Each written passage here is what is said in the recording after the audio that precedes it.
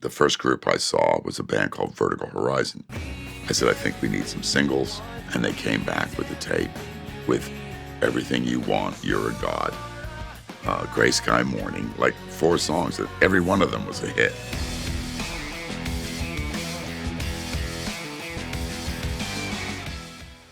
I love to tour, and I love to make records when I was young, obviously. That was the way I made my living, and the last thing I ever thought about in my whole career was to get a job.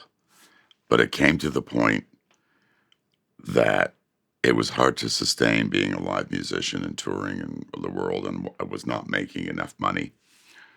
And somebody said to me, you know, CBS Records or Columbia Records are looking for an A&R person, and if you want, I can put your name in the ring. And it was quite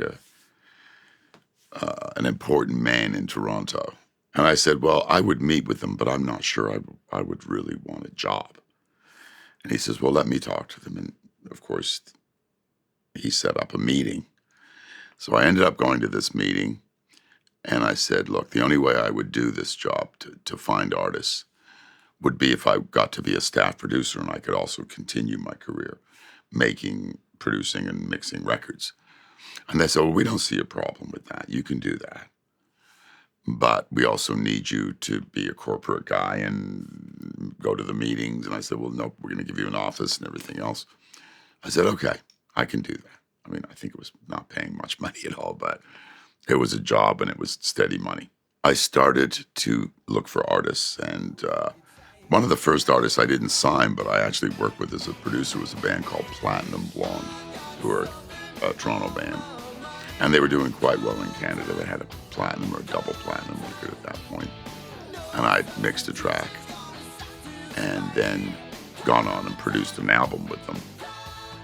And then I signed this other artist called Billy Newton Davis, who was like a very cool soul singer.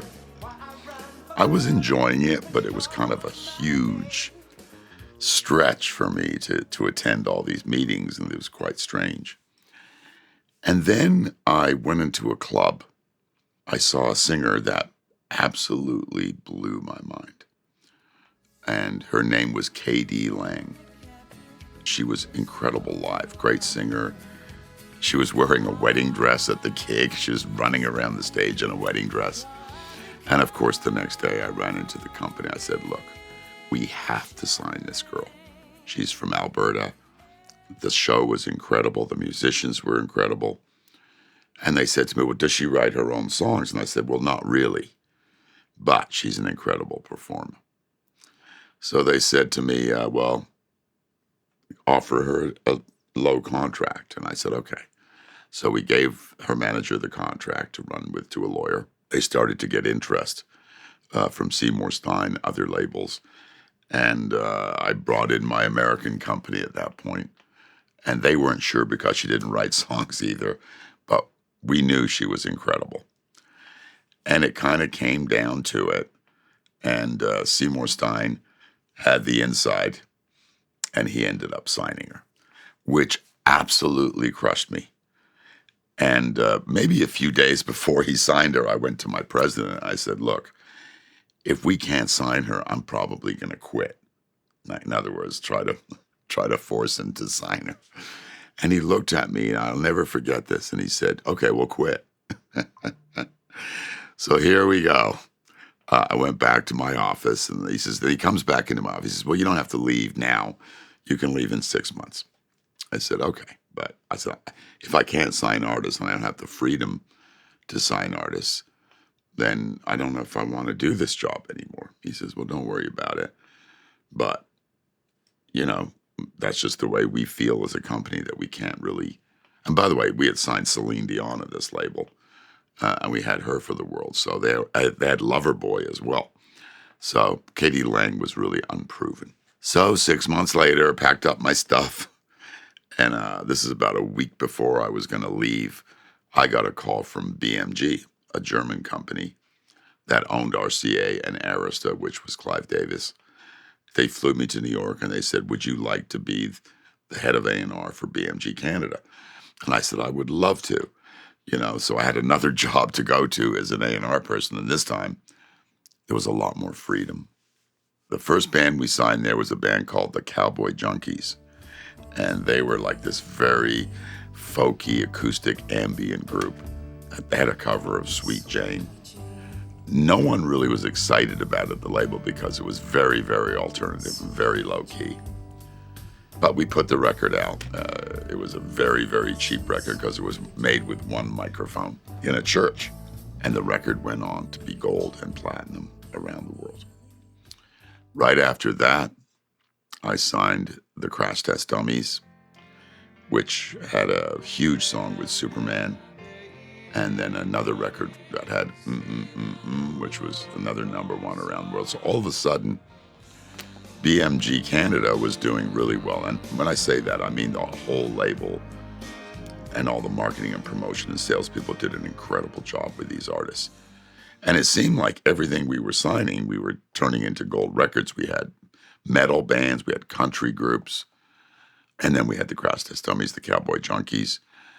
And it did so well that we got to the Grammys with the Crash Test. I think we were nominated for 6 or 7 Grammys, I'm not sure, but of course we didn't win any, and we went to California. I went to the Grammys. We all went to the Grammys as a company. Like no one had ever been before. We were all very proud of them. And after the awards, my boss told me to get in a car to go back to the hotel with him. So I was a little shocked by that. And we get in the car, and he looks at me and he says to me, "You're fired." I said, "Well, we didn't win anything tonight, but I shouldn't be fired for it, you know." He says, "You're fired." I said, "Okay, I don't know what's happened, but something terrible." He says, No, I'm hiring you and I'm bringing you to New York. So you're fired from your job. You're coming with me to New York. Put your house on the market tomorrow. I just bought this house. Had a baby. And the next thing you know, I'm working in Times Square, right out of nowhere, and I haven't got a place to live. And it was a big learning curve, going from a smaller city like Toronto to New York and working in Times Square. I had to drive there every day. I wasn't used to that either. It really blew my mind driving in New York. And my job was real simple. We had Dave Matthews on the label. That was about it, come to think about it, and the Cowboy Junkies. My boss sat me down. He said, "Look, I'm not going to lie to you. You've got to have platinum records within 2 years. And if you don't, you're probably going to be let go of your job." That's how it worked. We had some fantastic A&R people at the label. And at that time, the first group I saw was a band called Vertical Horizon. And I remember seeing them in a club. There was like 1,000 people. This was in South Carolina, I think, or maybe it was Austin. And I thought they were incredible. And I said, "Why hasn't anybody signed your band?" And they went, "We don't know. We think we're really good, and we think we've got great songs." And I was like, "Wow, well, I'd like to sign you." I said, "I think we need some singles." And off they went to write, and they came back with a tape with Everything You Want, You're a God, Gray Sky Morning, like 4 songs. That every one of them was a hit.